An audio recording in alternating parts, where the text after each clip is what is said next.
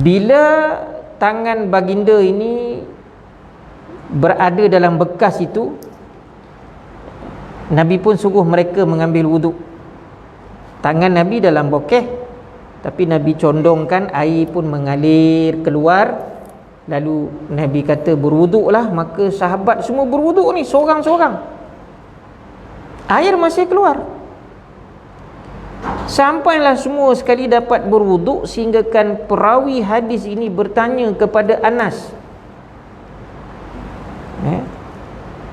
Tanya kepada Anas, berapa jumlah orang masa itu? Lalu Anas pun memberitahu kepada beliau jumlah seramai lebih kurang 80 orang. Bekas yang kecil, adalah sedikit air, Nabi masukkan tangan baginda dalam itu, dalam keadaan tetapi air sentiasa ada. Jadi di mana bukti kata ada air keluar daripada tangan baginda? Tiada lagi hadis yang lain menyokong.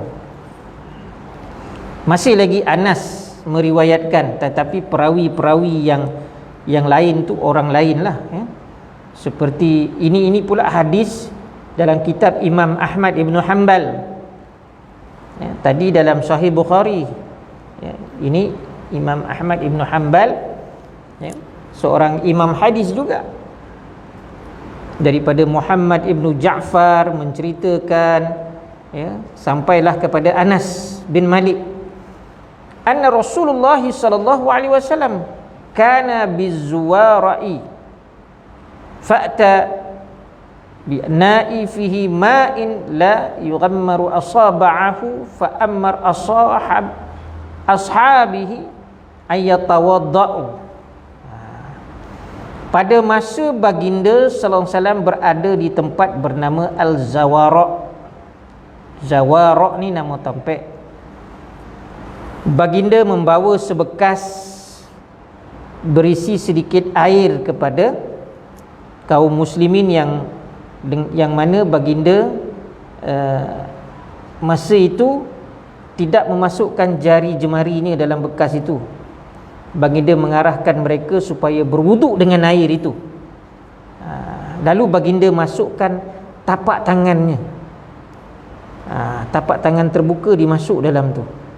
Dengan izin Allah, maka orang yang mengambil wuduk ramai-ramai ni nampak jari jemari baginda ni mengeluarkan air, sama ada ujung jari. Ni hadis yang menyokong kepada hadis yang tadi tak menyatakan bahawa air keluar dari jari. Cuma bekas inai itu, bila Nabi masukkan tangan dalam keadaan tapak tangannya itu terbuka, maka keluarlah air yang banyak. Tapi yang hadis yang ini, yang kedua ini, mereka nampak di hujung jari baginda keluar air, dan di celah jari baginda juga keluar air. Itu mukjizat, mukjizat. Dan kisah ini masyhur, celah jari Nabi keluar air ini masyhur. Sehingga kan bila keadaan itu berlaku, Qatadah yang juga perawi hadis ini bertanya kepada Anas.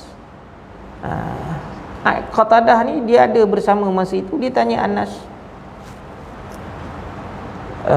berapa ramai mereka ketika itu? Lalu Anas kata 300 orang. Yang tadi 80 orang, yang ini 300 orang. Maknanya pada situasi yang berbeza. Jadi bab air keluar celah jari Nabi dan juga hujung jari Nabi ini, dia bukan berlaku sekali. Sebab banyaknya kes-kes yang berlakunya mukjizat Nabi ini, ada yang berlaku sekali saja. Bulan terbelah sekali sahaja. Sebab itu dia tergolong dalam mukjizat yang besar juga. Kalau mukjizat akbar yang paling besar tu Al-Quran lah. Selepas itu ialah peristiwa Isra' Mi'raj. Selepas itu diangkat mukjizat yang besar juga ialah bulan terbelah. Lepas tu seterusnya lah peristiwa jari jemari baginda ni keluar air. Kemudian barulah pergi kes-kes mukjizat Nabi yang dikatakan kecil, sughra, tapi banyak, banyak.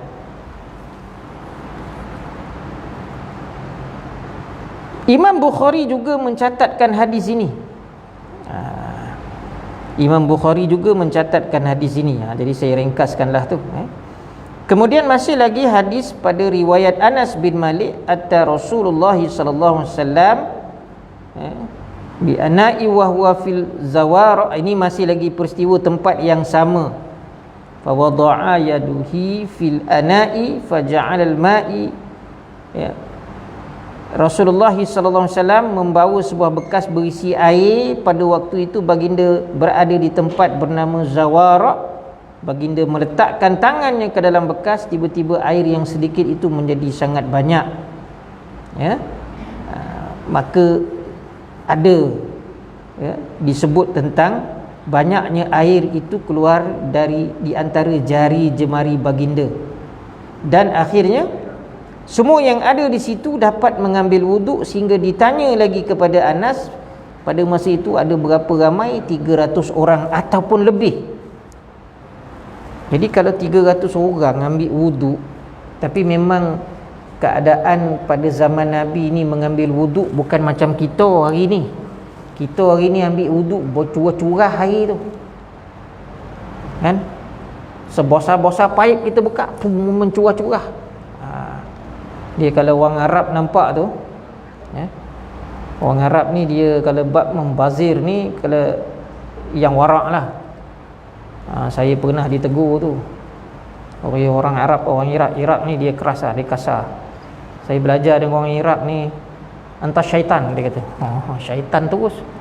Dia dengar kita bercakap, kita pakai ni lah, pakai makmal lab bahasa tu, pakai earphone tu, dia terdengar suara student dia bercakap, padahal orang lain bercakap tu bukan saya, tetapi nasib saya lah kono. Entah syaitan, khuruj, keluar dia kata. Kita pun kata bukan saya ustaz. Ana la adri man huwa, siapa yang bercakap? Keluarlah, tengok dah bongi, jangan main-main orang Iraq ni. Keluarlah. Tak ada kita nak melawan dia dah. Jadi kalau dia tengok mengambil wuduk tu, kalau jenis orang macam ni, dia jenis warak ni, kalau ambil wuduk air melimpah-limpah ni, dia akan tegur, dia kata sepatutnya, dia tunjuk tu. Kawan saya pernah kono, dia tutup sikit pipe tu, macam ni, innal mubadirin ikhwanu syayatin, kana ikhwanu syayatin, dia kata sesungguhnya membazir itu adalah ikhwan, saudara kepada syaitan. Dia keluar terus dalil, untuk je lah katakan. Jadi pada masa itu memang tidak menggunakan air yang bercurah-curah sangat. Jadi bila jumlah 300 ini ramai dengan bekas yang kecil itu, ini menunjukkan bahawa itu adalah merupakan mukjizat kepada baginda sallallahu alaihi wasallam, bagi membuktikan lagi kenabian dan kerasulan, terutamanya kerasulan Nabi. Maknanya sebab itu Nabi kata umat yang terbaik ini umat zaman aku. Banyak kelebihan yang dapat pada masa itu kerana baginda bersama dengan mereka, mereka dapat merasai mukjizat-mukjizat yang berlaku kepada Nabi ini, mereka dapat merasainya. Kita hanya dengar riwayat lah. Dan hadis ini juga ada dalam riwayat Imam Al-Bukhari. Kemudian peristiwa tentang keluar air dari celah jari Nabi ini bukan diriwayatkan oleh Anas bin Malik sahaja. Walaupun Anas ini rapat dengan baginda, dan dia meriwayatkan beberapa hadis tentang air keluar dari celah jari Nabi ini, tetapi ada sahabat lain juga riwayatkan seperti Al-Bara' bin Azib. Masih lagi Imam Bukhari mencatatkan dalam kitabnya, Bara' ibnu Azib berkata, kana yaumal Hudaybiyah arba'a asyaratal mi'ah. Orang-orang Islam yang menyertai perjanjian Hudaybiyah, yaumal Hudaybiyah ini, berjumlah arba'a asyaratal mi'ah, 1,400 orang. 1,400 orang. Hudaybiyah merupakan dekat Hudaybiyah tu ada tempat sebuah perigi yang kecil. Oleh sebab airnya digunakan terus menerus, akhirnya menjadi kering kontang. Fajalasa Rasulullah sallallahu alaihi wasallam. Jadi bila air dah kering kontang, tak ada setitik air pun yang tinggal, lalu baginda sallallahu alaihi wasallam pun duduk di pinggir sambil berkumur-kumur. Duduk di tepi perigi itu berkumur. Kemudian baginda membuang air kumuran tersebut ke dalam perigi. Para sahabat tengok sahaja. Para sahabat ini hanya memandang saja perbuatan Nabi. Ya. Jadi bila keadaan itu mereka tengok, ya, dan mereka pun tidak jauh daripada Nabi, nampak jelas, lepas tu boleh hintai pula perigi itu. Ya. Lalu bila mereka tengok perigi itu, air perigi itu dah banyak, dah penuh daripada kering kontang itu. Maka ketika itulah sahabat-sahabat tadi, kaum muslimin terus mencedok air, mengambil air itu sebagai bekalan mereka, sehingga mereka berasa penat kerana mengangkat air tadi tu. Dia berasa penat, malah sebelum itu dah penat kerana apa? Ya, dah penat dah, pergi itu dah kering, nak mencari air. Lepas tu akhirnya penat mengangkat air sebanyak-banyaknya yang tak kering-kering pula, hanya kerana Nabi berkumur sahaja. Jadi janganlah kita nampak Nabi buat macam tu, saya pun handal ya. Saya berkumur-kumur, saya buang dalam ni kan, mesti penuh air. Ini mukjizat Nabi, ya, mukjizat Nabi. Ni tentang air, bukanlah Nabi masukkan tangan dalam perigi, tak, tapi ini air kumurannya. Ini Bara' bin Azib. Dalam hadis yang lain juga Bara' meriwayatkan, ini dalam riwayat Imam Ahmad bin Hanbal.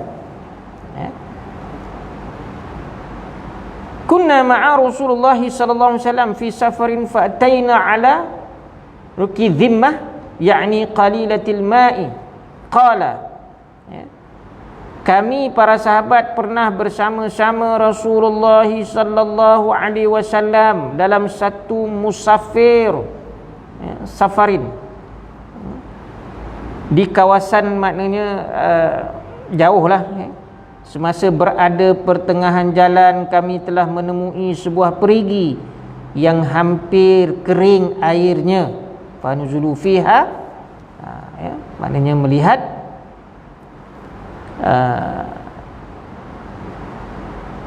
melihat perigi itu, maknanya ada perigi yang airnya semakin kering. Kemudian sittata innasin ana sadisuhum, bagi memastikan ia sedemikian, nak tengok supaya ada bukti kata memang air itu dah nak kering, 6 orang yang ada bersama dengan Al-Bara' ni tadi, ya, telah masuk ke dalam perigi tersebut. Maka kami pun membawa pencedok air. Pada waktu itu baginda sallallahu alaihi wasallam pun dia berada di tepi perigi itu, di pinggir perigi, sedangkan kami pula berada setengah ataupun 1/3 di dalam perigi. Jadi mereka dah di bawah, Nabi dekat atas, tapi Nabi berdiri di tepi lah. Lalu kata Bara', aku pun mendongak untuk melihat baginda sallallahu alaihi wasallam. Maka Bara' pun kata, aku melihat ke dalam bekas yang aku bawa, adakah terdapat sedikit air yang tidak boleh nak membasahkan tengkuk aku? Adakah terdapat sedikit air yang masih lagi boleh membasahkan tengkuk aku je? Aku tidak melihat apa-apa pun, walaupun setitik air ni tak ada. Aku terus memberikan pencedok, pencedok ke gayung ke baldi ke, tapi pencedok lah kepada baginda. Sejurus baginda mengangkat pencedok itu, baginda pun memasukkan tangannya ke dalam pencedok itu sambil baginda pun bersabda. Baginda bersabda, apa kata baginda tadi? Segala-galanya berada dalam kekuasaanmu ya Allah. Maknanya Nabi berdoa, semuanya berada dalam kekuasaanmu ya Allah. Apa yang aku cetuskan itu turut berada dalam kehendaknya juga. Maknanya apa yang Nabi niatkan ke, Nabi cetuskan ke, Nabi buat ke, semuanya diserahkan kepada apa? Kehendak Allah. Lalu bekas air ataupun pecedok tersebut diserahkan kepada kami semula. Dan kata Al-Bara, aku dapat melihat salah seorang daripada kami keluar dari perigi dalam keadaan basah kuyup. Masa turun tu sikit je air, tak ada kono dengan pakaian, air dah nak kering. Tapi bila naik tu, baju dah basah kuyup. Maknanya air tiba-tiba dah naik dalam perigi tu. Kemudian bila mereka dah sampai ke atas itu, dilihat perigi tersebut telah dipenuhi dengan air semula. Jadi Nabi ambil pencedok tu, Nabi berdoa kepada Allah. Jadi bila berdoa kepada Allah ini, itulah doa seorang Rasul. Jadi kita nak mengambil apa sunnahnya di situ, ialah kita kena rajin berdoa, kena kuat berdoa. Doa ambil daripada amalan baginda sallallahu alaihi wasallam. Ini doa yang sahih. Bukan maknanya kita tak boleh nak tambah perkataan lain. Berdoa ni tak ada masalah. Tapi janganlah kita buat penambahan itu dengan menghukumkan, kata inilah roman doa baginda. Nabi doa pendek, kita doa panjang, kata inilah doa baginda, kita samakan. Jangan sampai macam itu. Berdoa lah, tak ada masalah. Sebab berdoa itu dituntut. Tapi jangan datangkan satu perkara yang tak ada pada Nabi, kita kata ada. Walaupun perkara itu baik. Sebab Iblis ni paling gemar ialah menghasut manusia ni dengan perkara-perkara baik. Menghasut manusia dengan perkara-perkara yang nampak betul. Sebab dia akan onarkan manusia ni, segala maksiat itu dia nampak nikmat dan baik. Itu Iblis, itu syaitan. Sebab itu dosa syirik ini tidak diampunkan. Dan kegemaran syaitan ini, dia mendatangkan satu bentuk syirik kepada Allah. Barulah untung besar dekat dia, sebab Allah tidak akan mengampunkan dosa syirik. Tetapi Allah mengampunkan dosa-dosa yang lain tu macam mana besar pun, selagi tidak syirik, maka dosanya akan diampun. Sebab ada satu keadaan, seorang lelaki tua datang jumpa Nabi. Dia masuk Islam, dia jadi orang Islam pada zaman Nabi. Tapi dia mengaku dia dah jadi orang Islam pun dia tak sunyi, asyik buat dosa je. Dia kata, aku buat lagi perkara-perkara kejahatan dosa ini. Tetapi percayalah ya Rasulullah, aku tak pernah pun mensyirikkan Allah. Jadi bagaimana aku? Jadi dia dah mula rasa takut lah. Aku ni diampunkan ke tidak? Aku tak pernah mensyirik, tapi dosa ni aku mengaku buat, ini dia mengaku buat. Maka Nabi kata, engkau tetap akan dapat pengampunan. Sebab apa? Sebab kau tidak syirik kepada Allah. Kalau syirik ni tak ada ampun. Selagi tidak keluar daripada Islam, adalah keampunan. Tapi kalau dah nak mengaku keluar Islam, nasiblah. Boleh murtad terus. Tak tahulah sekarang ni kita asyik terima video sajad. Asyik masuk je, terlampau banyak grup. Orang pun dah banyak. Sebab dia ni nak ditangkap, tapi dia dapat menyuruh. Andal batu sajad ni kan. Kalau serabu rumah dia pun tak jumpa. Macam-macam lah orang kata, tak apalah. Tapi keluar pula video dia viral. Dia, kalau macam ni aku nak keluar daripada Islam lah. Dia cakap tu, dia niat ke tidak tu? Benda-benda yang haram ini jangan kita niat nak buat. Jangan kita niat nak buat. Ada satu viral yang orang main-main dengan dosa, iaitu dosa riak. Orang main-main dengan dosa riak. Oh, mari oi, aku nak tunjukkan, aku nak riak ni, aku nak riak. Ya.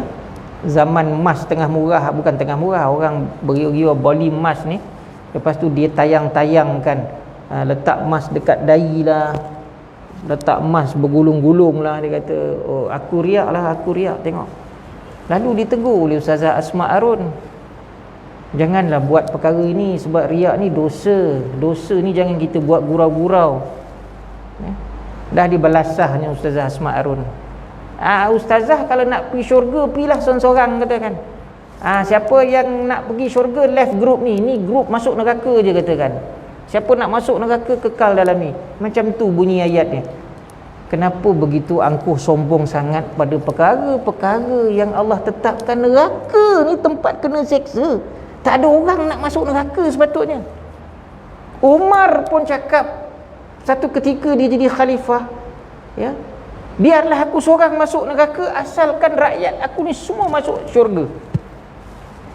Dia nak tebus segala kesalahan orang ramai ni, ya, supaya masuk syurga. Biarlah kalau orang lain semua masuk syurga, dia seorang masuk neraka, tak apa, katakan. Bukan dengan kerelaan dia, dengan bahasa isyarat dia bagi maksud di sebalik tu, ya, nak menggalakkan supaya orang ramai ketika di bawah pemerintahan dia buat baik, jangan pilih neraka.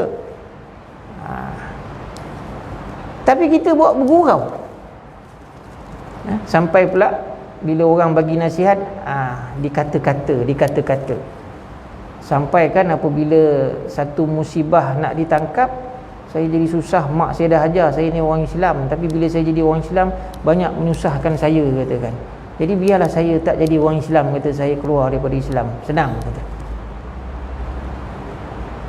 Yalah, kalau tukar jantina, kalau kita lelaki, kita berpakaian wanita, memang salah lah tuan-tuan. Sebabnya memang dah hukum asal tak boleh. Lelaki tak boleh menyerupai perempuan, perempuan tak boleh menyerupai lelaki, apatah lagi tukar jantina. Sebabnya bab-bab jantina ni dalam kitab fiqh dah lama selesai dah. Kalau tak lelaki, dia perempuan. Kalau tidak, dia ada dua alat kelamin, dia ada faraj, dia ada zakar. Itu khunsa. Pilihlah mana satu yang berfungsi. Kalau zakar yang berfungsi, dia kena jadi jantan.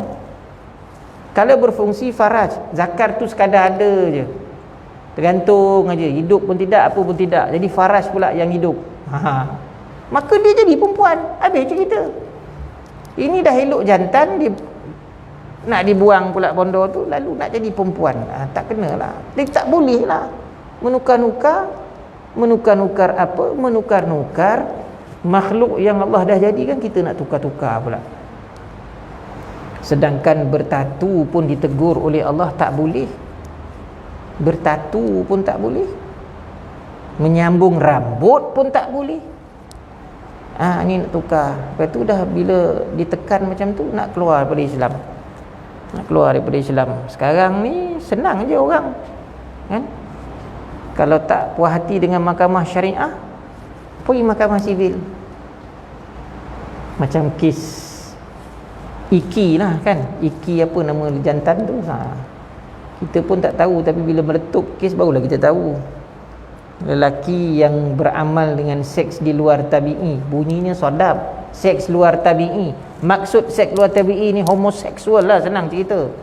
Kita pun kata macam mana seks luar tabi'i ni, bunyinya baik, seks luar tabi'i. Sebab perkataan tabi'i tu bunyi Arab sikit, kata kan. Jantan dengan jantan, gay lah, ya?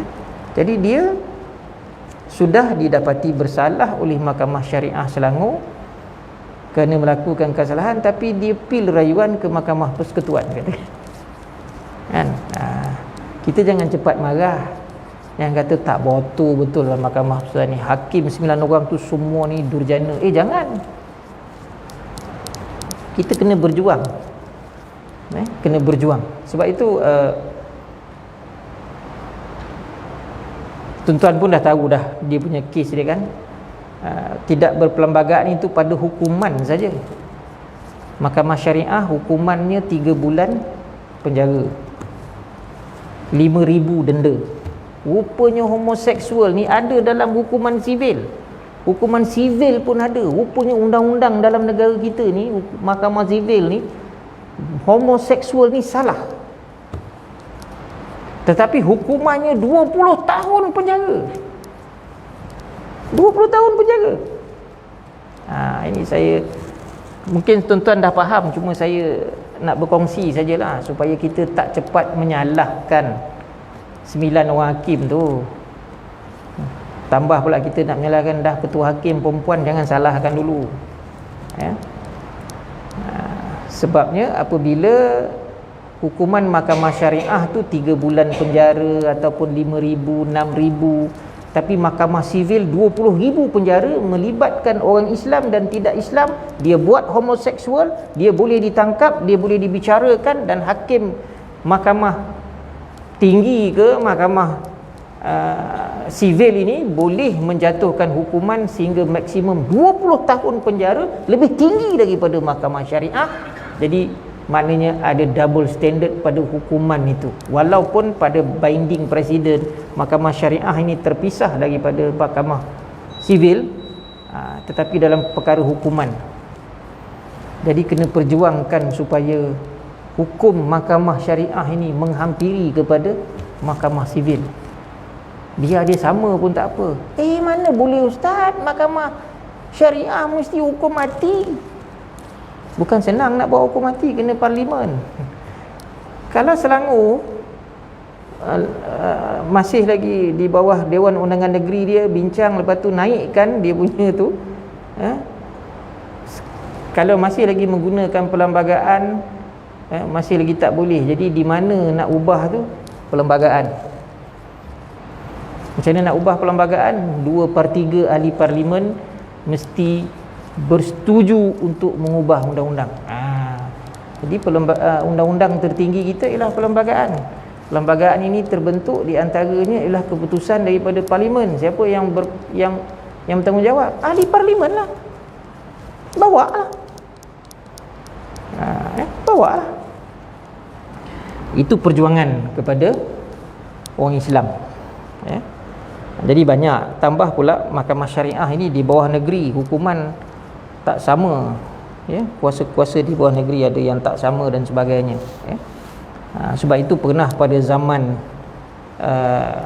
kerajaan Kelantan, zaman Nik Aziz dulu, bila dia nak ubah undang-undang hudud di Kelantan, Dr. Mahathir ialah Perdana Menteri masa itu. Ingat apa Dr. Mahathir buat? Kalau jalankan undang-undang hudud, dia akan rampas Kelantan dengan kuasa federal dia. Ketika itu Nik Aziz tak ada pilihan, melainkan menangguhkan dulu enactment hudud itu. Kuasa federal lebih besar. Kuasa federal lebih besar. Perdana Menteri kata, kalau buat, kita rampas Kelantan. Maknanya Kelantan tak ada kerajaan. Kelantan pernah dulu berlaku tak ada kerajaan, ambil secara maksud. Mageran kata masa lepas 13 Mei dulu. Jadi maknanya kita perlukan orang Islam ni bersatu. Bersatu, dan kita perlu orang Islam ini bukan saja bersatu, tetapi dalam perjuangan untuk Islam ini biarlah bersama. Walaupun padahal pada masalah-masalah mahkamah syariah, walaupun kita kata mana boleh ustaz, hudud ini ialah sebat 100, rajam sampai mati, nak bawa kepada hukum tu pun maknanya dia tak boleh sekadar hakim jatuhkan hukuman. Sebab berlaku 1983 masa saya belajar subjek undang-undang, Datuk Dr. Baharum, tahun 1983 ada seorang perempuan ditangkap kerana melakukan perzinaan. Dia anak dara lagi. Masa tu di wilayah Persekutuan. Tahun 83, lama dah, berpuluh tahun tu. Jadi ketika dia dibicarakan, hakim ini menyampaikan dakwah kepada dia. Dia kata berzina begini kesalahan dia, hukum dia begini, dan di hari akhirat begini sesaan dia, apa semua. Dia dosa besar. Menyebabkan perempuan tu rasa rasa menyesal, dan dia bertaubat. Dan di akhir perbicaraan itu dia minta dengan hakim, jatuhlah hukuman saya ini hukuman hudud 100 kali sebatan. Hakim tu kata apa? Dia kata, saya tidak ada peruntukan undang-undang itu. Saya tidak diberi peruntukan itu. Kerana saya diberikan peruntukan, undang-undangnya ialah denda sekian ribu. 3,000 ke 5,000 ke. Penjara sekian bulan. Lepas itu, kalau ada sebat, 6 kali sebatan. Itu je peruntukannya. Habis saya macam mana kalau saya kena hukuman itu? Dosa saya terampun tak? Nak berjawab, serah, terpulang kepada Allah dah nampaknya. Lillahi ta'ala, mohonlah kepada Allah, bertaubatlah. Saya hanya menjalankan tugas setakat mana yang saya ada kuasa. Jadi di mana nak ubah tu? Parlimen, tuan-tuan. Parlimen. Jadi tuan-tuanlah jadi ahli parlimen besok buat perjuangan tu. Saya tak ada lah, saya cikgu je lah kan. Okey. Itu nak kaitkan bahawa jangan dengan dosa-dosa ini janganlah kita buat main, dengan dosa ini.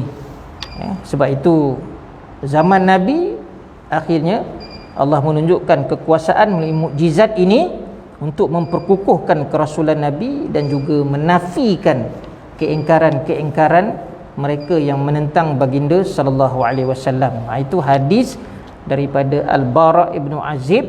InsyaAllah kita akan sambung lagi pada hadis-hadis riwayat daripada sahabat yang lain. Masih ada lagi, di antaranya Jabir. Jabir bin Abdullah Al-Ansari pun meriwayatkan hadis-hadis berkaitan dengan mukjizat Nabi sallallahu alaihi wasallam. Jadi segala yang baik itu anugerah Allah Subhanahu wa taala.